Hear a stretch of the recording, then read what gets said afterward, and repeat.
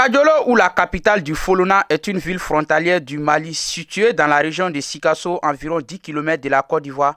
Le cercle de Kadiolo compte environ 150 villages pour une population estimée à 150 000 habitants. Kadiolo compte 9 communes. Il détient une mine d'or Siama et des sites d'orpaillage.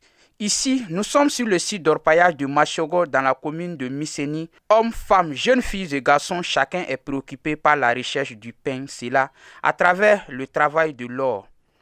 Lancé en 2006, aujourd'hui, le lieu est habité par plusieurs nationalités, notamment les Maliens, Burkinabés, Ivoiriens, Guinéens, Sénégalais, Togolais, Béninois et tant d'autres. Si les hommes creusent le sol, les femmes lavent la terre. Ce qui a attiré notre attention, c'est ce jeune garçon burkinabé âgé de 18 ans qui a quitté ses parents pour l'orpaillage.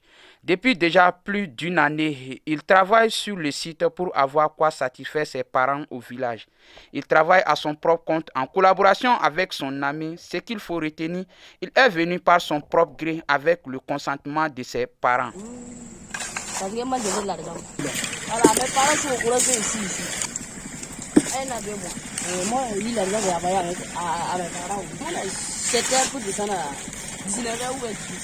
Si Justin travaille à son propre compte, c'est le contraire pour son frère compatriote qui est arrivé sur le site il y a cela 2 mois.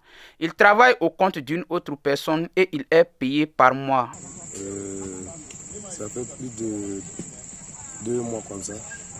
Et à partir de ça, on est parti à Génica. Donc après ça, on est revenu ici encore.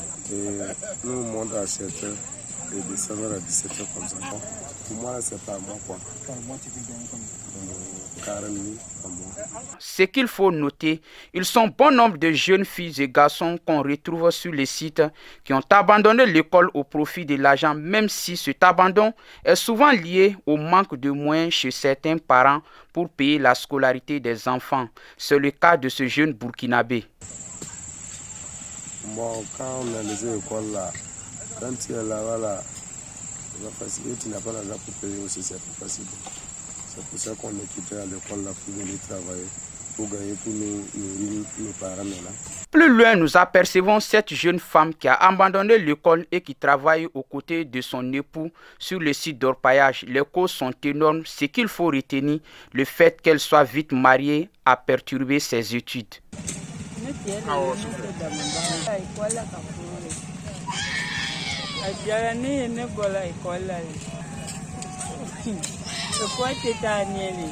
De nos jours, bon nombre de jeunes sont enveloppés dans ces pareilles situations sur les sites d'orpaillage.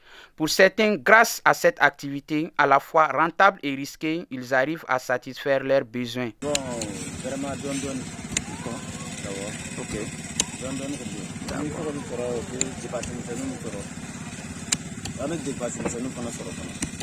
Les difficultés qui prévaut actuellement, selon certains orpailleurs, sont l'abondance d'eau sous le sol, la rareté de l'eau. À cela s'ajoute la hausse du prix des carburants.